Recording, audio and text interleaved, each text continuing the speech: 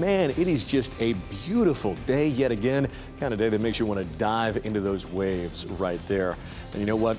You're going to want to. It is a hot one yet again today. Meteorologist Elizabeth Gardner tracking those conditions for us and some showers out to our west. Some much needed rain. We had a few showers early this morning, but a cold front is headed our way, and it's already bringing some rain to Greensboro, Winston-Salem, and back to the north across parts of the mountains. That rolls in here before lunchtime, but during the afternoon, we could see storms that become severe in our south and eastern counties. Damaging winds, heavy rain, and hail, all a possibility. Let's walk through that on Futurecast, and you can see our cold front swinging through right here at noon. Some showers, maybe some isolated storms, but notice how it starts to get a little angrier looking after 2 o'clock down here south and east of the triangle. So that's where we could see some heavier rain and the potential for some storms that could produce some wind damage.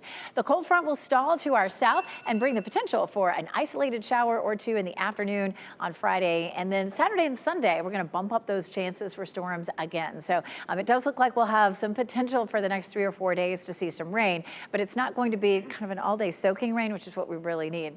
Heat advisory, second day in a row from Raleigh southward toward Fayetteville and eastward toward Goldsboro. It could feel like 102 to 108 with the heat index, and the triangle 103 to 104, but down to the south potentially 106 to 108. We take a live look at Durham right now, and the clouds have really started to thicken up as that front is headed our way. It's getting active in the tropics too. We've been watching a system potentially that would develop and move into the Gulf of Mexico. That one has a small chance of developing, but this one here coming off the coast of Africa looks like one to watch. 70% chance that it will develop. It's possible that by early next week it's Hurricane Beryl, our first hurricane of the season. It's likely to come across the Leeward Islands and then on up into the Caribbean. We'll take a look at Futurecast, and we can watch that system gaining some strength and moving again across toward the Caribbean and possibly into the Gulf of Mexico. That's going to be sitting right there on the Yucatan Peninsula next weekend, so over a week from now. So it's got a long time to try to develop.